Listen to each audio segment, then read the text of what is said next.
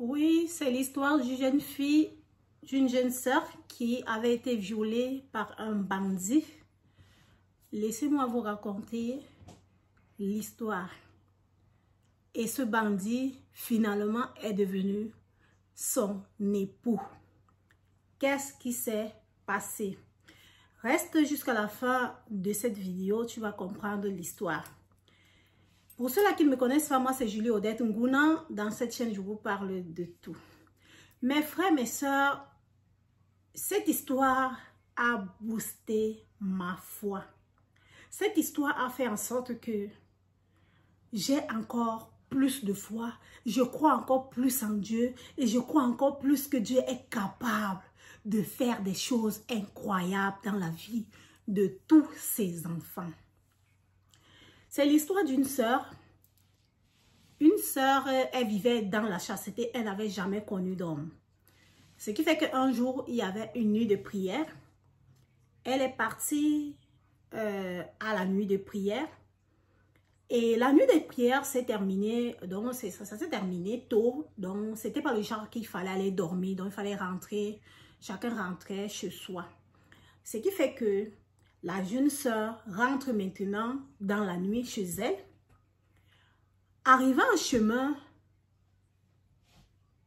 un bandit l'attrape, viole la jeune sœur vierge, arrache son sac à main, part avec son sac à main. La jeune fille qui était vierge, qui n'avait jamais connu d'homme, se retrouve dans une situation compliquée. Elle arrive chez elle à la maison. Elle pleure seulement. Elle ne dit à personne. Elle reste en secret, pleurant le Seigneur, disant que Seigneur, je suis allée pour toi à l'église. Maintenant, mon retour, regarde ce qui m'arrive. Pourtant, je partais pour te servir. Et si c'est que j'ai gardé ma virginité, c'était pour toi. Parce que je disais que non, j'attends le mariage dans le Seigneur. Mais regarde ce que tu as permis que ça arrive dans ma vie. Mes frères, mes soeurs, ça ne s'est pas arrêté là. La jeune sœur a gardé le secret. Mais elle ne savait pas que le violeur là lui est laissé avec une grossesse dans le ventre. Ce qui fait que le premier mois, elle ne voit pas ses menstrues. Le deuxième mois, elle ne voit pas ses menstrues. La grossesse commence à sortir. 3 mois, ses parents sont au courant. Tout le monde est au courant. Et son père était pasteur. Ce qui fait que maintenant, elle dit la vérité à ses parents. Ses parents ont dit que non, on ne te croit pas.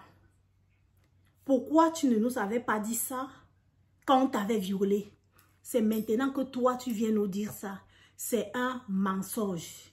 Il prend sa fille, il fout sa fille dehors, il chasse sa fille de sa maison. La fille se retrouve dehors. Mes frères, mes soeurs, ça n'a pas été facile pour la jeune fille. Une jeune sœur qui servait le Seigneur, maintenant se retrouve enceinte. Les frères de l'église, les sœurs de l'église l'ont condamnée, jugée. Une maman, vieille maman de l'église, a pris la fille. Elle a dit que non, tu peux venir habiter chez moi comme ton père t'a chassé. La jeune sœur était à la chorale. Elle ne pouvait plus rester à la chorale parce qu'elle est partie porter une grossesse dehors. On disait même qu'elle a menti, que c'est un violeur qui l'a enceintée. Ce qui fait que la jeune sœur n'abandonne pas le Seigneur. Elle continue à prier Dieu. Elle continue à servir le Seigneur. Dans sa douleur, dans sa déception. Parce que elle partait prier Dieu, mais à la fin, elle se retrouve d'être violée. Pourtant, c'était pour l'œuvre de Dieu qu'elle était. Ce qui fait qu'elle se retrouve déçue par le Seigneur, mais elle n'abandonne pas le Seigneur et continue à aller à l'église. Ce qui fait que l'enfant, la jeune sœur, comme elle n'avait personne, ce qui fait que les sœurs de l'église qui avaient la charité de bonne volonté, ils ont commencé à acheter les petits trucs pour faire son trousseau. Chacun apportait les habits des bébés là. Bref, La fille a accouché en bonne santé, tout s'est bien passé. Le bébé commence à grandir 1 an, 2 ans. Et finalement, ses parents l'ont encore repris chez elle. Elle est rentrée dans sa maison avec toute la honte là. Elle est rentrée avec chez elle. Elle continue à servir Dieu. Son bébé avait 2 ans. Ce qui fait qu'elle montait déjà avec son petit garçon à gauche et à droite. Bébé, on dit bébé impudique. Elle est partie porter la grossesse d'ailleurs. Ceux qui parlent des choses qu'ils ne connaissent pas. Mes frères, mes soeurs, si tu ne connais pas l'histoire de quelqu'un, ne parle pas. Parce qu'il y a des choses que on parle, mais pourtant on ne connaît pas la vraie vérité. C'est pour ça que Dieu nous dit que ton oui soit oui, que ton non soit non. Donc si quelqu'un t'a dit oui, comprends, crois seulement ce qu'il t'a dit. La seule personne qui va juger la personne là, c'est Dieu. Donc, si la personne t'a dit ce qu'il t'a dit, crois seulement et laisse. Ce qui fait que la fille donc reste maintenant avec sa honte et son bébé.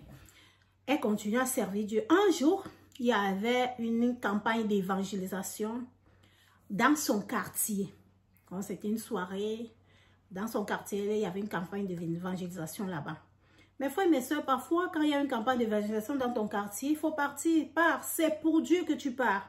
Ce n'est pas pour un homme. Va suivre la parole de Dieu et reviens. Si l'homme de Dieu là n'est pas du Seigneur, c'est Dieu qui va juger cet homme de Dieu. Si c'est que l'église là n'est pas du Seigneur, c'est Dieu qui va les juger. Mais pars là-bas pour écouter la parole de Dieu, pour louer le Seigneur, parce que la Bible dit que Dieu siège au milieu de la louange de son peuple. Donc, s'il y a peut-être 2 personnes là ou 3 personnes qui servent Dieu, le Seigneur est là.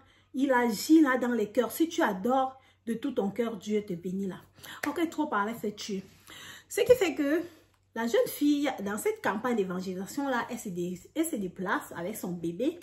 Elle part, elle arrive là-bas dans la campagne d'évangélisation.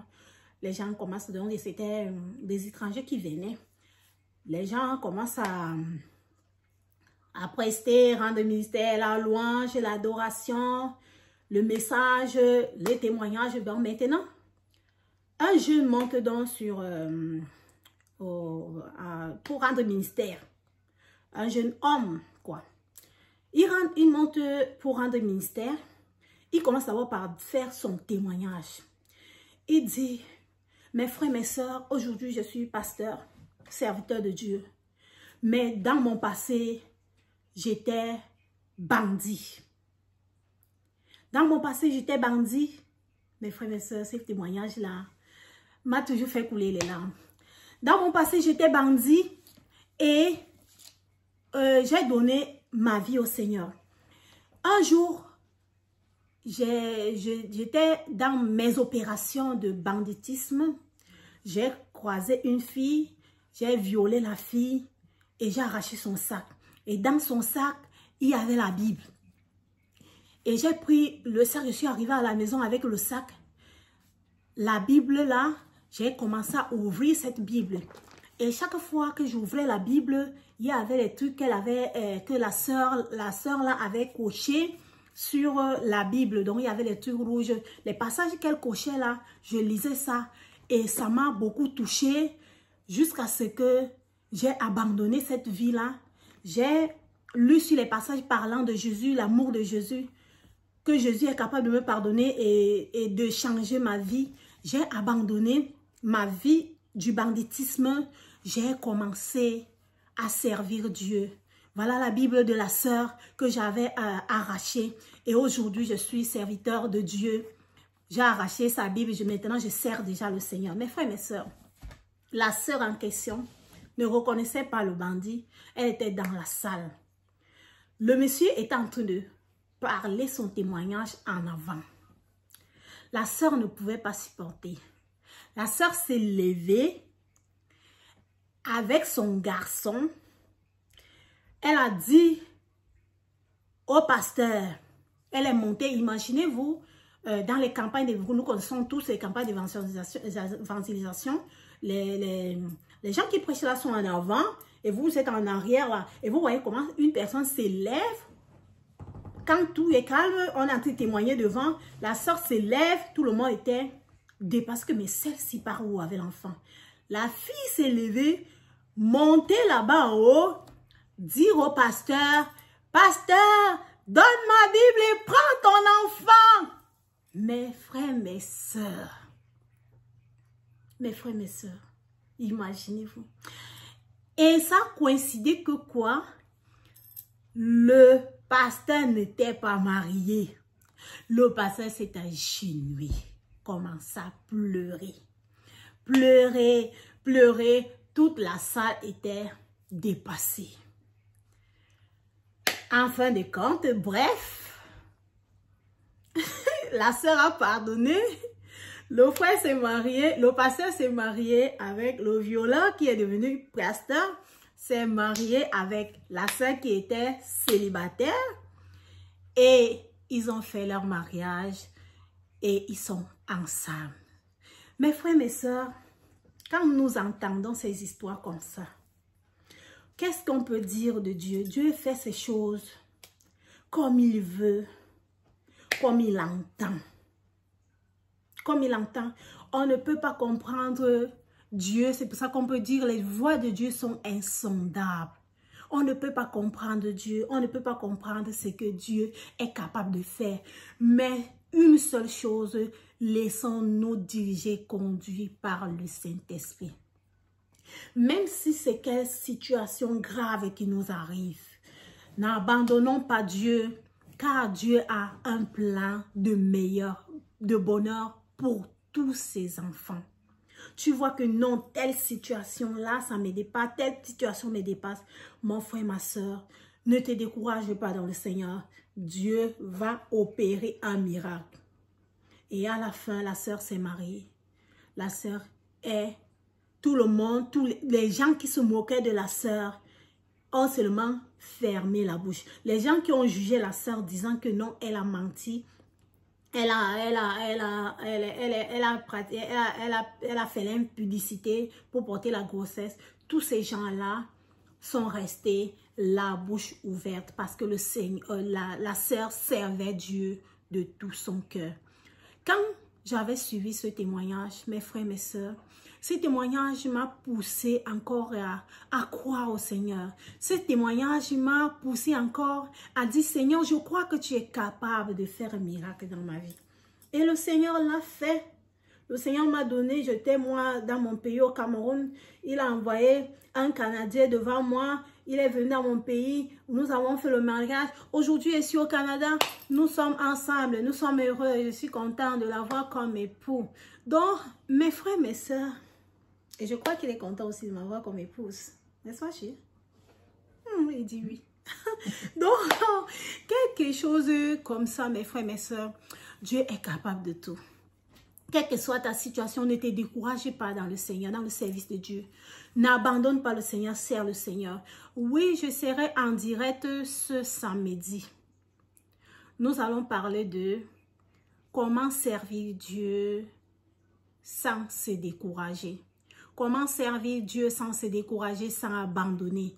Comment servir Dieu en regardant seulement en avant, sans regarder en arrière. Donc, nous allons parler de ce sujet. Ne manque pas ce live. Ce samedi, nous allons parler de ça. Je suis arrivée à la fin de cette vidéo. Porte-toi bien, que ce témoignage de la sœur soit ton témoignage, que le Seigneur se manifeste encore comme le Jéhovah Jireh dans ta vie. Il est le Dieu qui pourvoit. Il est le Dieu qui pourvoit, qui se manifeste dans ta vie, qui se manifeste dans nos vies. Car moi aussi, j'ai encore toujours besoin de lui. Portez-vous bien. À très bientôt sur une prochaine vidéo. Ciao, ciao.